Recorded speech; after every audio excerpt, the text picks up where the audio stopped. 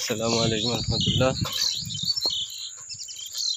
বেশ কিছুদিন পর আজকে মাঠে আসলাম ধানের জমি দেখার জন্য।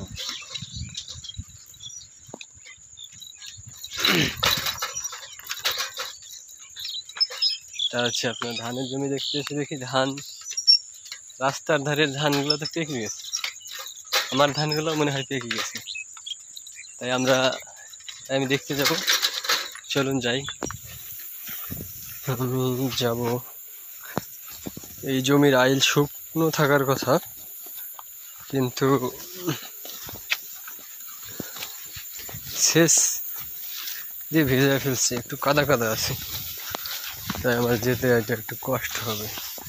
যে আইল দিয়ে যাবো, এই দেখুন কি অবস্থা, কাদা। হ্যাঁ, পায়ে কাদা ভরে যাবে কিনা জানি না, বেশ কয়েকদিন আসা হয় না তো, যার কারণে মাঠের পরিবেশটা এখনো বুঝতে পারতেছি না। এই আইলটা একদম শুকনো থাকার কথা, কিন্তু আছে কাদা। আমার মনে হয় অন্য কোনো আলদে যাওয়া ভালো ছিল। দীর্ঘ কয়েকদিন পরে মাঠে আসার কারণে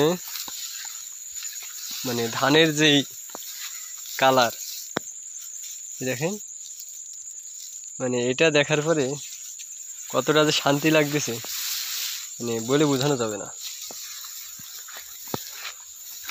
আমার খুবই ভালো লাগছে যে এত সুন্দর ফলন হয়েছে, এত সুন্দর ধান হয়েছে। আল্লাহ আল্লাহ করে এখন মনে করেন যদি আমরা সুস্থভাবে সুন্দরভাবে বাসায় পৌঁছাতে পারি, তাহলে কৃষকের এই কষ্ট সার্থক। আর আরেকটা বিষয় হলো যে এইবার আমার জমিতে কি পরিমাণ ধান ফলে এটা আমি আপনাদের সাথে শেয়ার করব। আর আমি কত টাকা ইনভেস্ট করেছি, কত টাকা মুনাফা হয়, সেটাও জানানোর চেষ্টা করব। এই পার্টনার থাকলে খুব সুন্দরভাবে ভিডিও করা যেত, এত সুন্দর, মানে অসাধারণ। ধানের কালার দেখেন কি অবস্থা।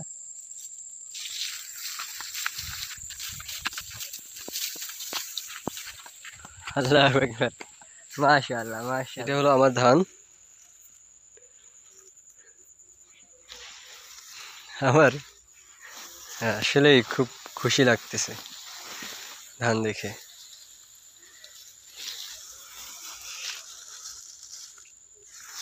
ধানের কালার আর ধানের যে পরিবেশ, মোটামুটি এত সুন্দর লাগছে, মানে বলে বোঝানো যাবে না। মানে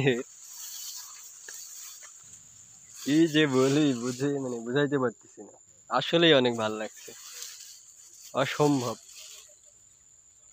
ধানের কালার হয়ে গেছে, কয়েকদিন পরে কাটবো ইনশাল্লাহ, হাতে গোনা কয়েকটা দিন আর আছে। এইটা হলো আপনার হচ্ছে 51 ধান।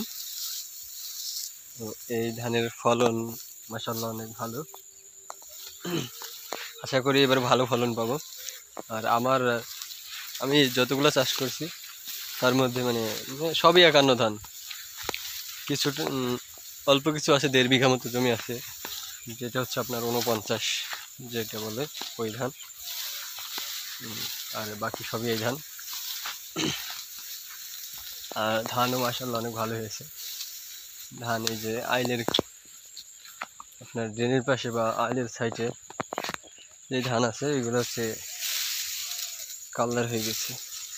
আমার ধান দেখতে দেখতে এই যে এটা হচ্ছে আমার ধান, আর এটা হচ্ছে আমার পাশের জমি। মানে এটা দেখে তো আমার মন খারাপ হয়ে গেল। আমি তো কিছুদিন আগেও ভালো দেখে গেছি যে কারেন্ট পোকা আছে, যেটা বল কারেন্ট পোকা হচ্ছে আপনার এই যে এটা কারো জমি এরকম হয় নাই, শুধু এই একটা জমি। এই কৃষকটা অনেক অসচেতন, ইনি কৃষিকাজ করে ঠিকই, কিন্তু তার চাষের প্রতি যত্নশীল না, মানে গাইড কম দিছে আর কি এক কথায়। এই যে পাশালো জমি আমার, এটা দেখেন আলহামদুলিল্লাহ, মানে কি বলবো, অনেক কি একটা অবস্থা মানুষ। আর বর্তমানে চাষ করা অনেক কষ্ট, অনেক টাফ। আর রেগুলার যদি পরিচর্যা না করা হয় বা এসে যদি আইল থেকে দেখে চলে যান তাহলে ভাই ধান শেষ বা ফসল শেষ। ভিতরে জমির ভিতরে প্রবেশ করতে হবে, দেখতে হবে কি অবস্থা, কি পরিবেশ, তারপরে আপনাকে হচ্ছে সিদ্ধান্ত নিতে হবে আসলে কি করা যায়। মোটামুটি আলহামদুলিল্লাহ আমার এখানে কিছু ধান পড়ে গিয়েছে, এই যে দেখা যাচ্ছে।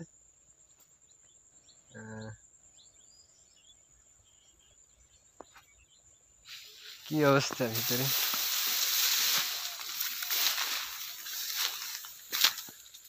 জমি ধান এইভাবে পড়ে থাকলে আপনার পোকার আক্রমণটা বেশি হয়। এখন উচিত আমার কীটনাশক স্প্রে করা। আমি হয়তো বা আগামীকাল ইনশাল্লাহ কীটনাশক স্প্রে করবো।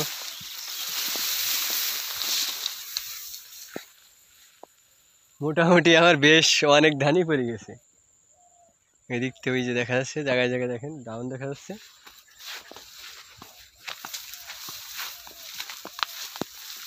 আর আমি সত্যি, আমি যতটা পরিশ্রম করছি আল্লাহ তাআলা আমাকে সেই পরিশ্রমের ফসল দিয়েছে আলহামদুলিল্লাহ। সত্যি আলহামদুলিল্লাহ, অনেক অনেক অনেক সুন্দর ধান হয়েছে।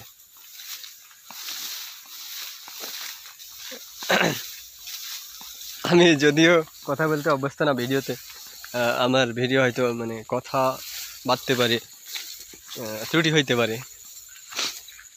আর একটা বিষয় হলো যে আমি এখন থেকে চিন্তা করছি রেগুলার আমার আমি যেই চাষাবাদগুলো করি এগুলো হচ্ছে আপনাদের এখান থেকে আয় ব্যয় কী হয়, তারপরে কি কি করতেছি না করতেছি এগুলো আপনাদের সাথে শেয়ার করার চেষ্টা করব। এই যে দেখেন এইদিকে অনেক ধান পড়ে গেছে। এই ধানগুলো হচ্ছে, ধানের কালার দেখে মনে হচ্ছে পোকাও আছে। ধান পেকে গিয়েছে তারপরেও পোকা আছে, কিন্তু স্প্রে করতে হবে, স্প্রে না করলে কাজ হবে না। ঠিক আছে।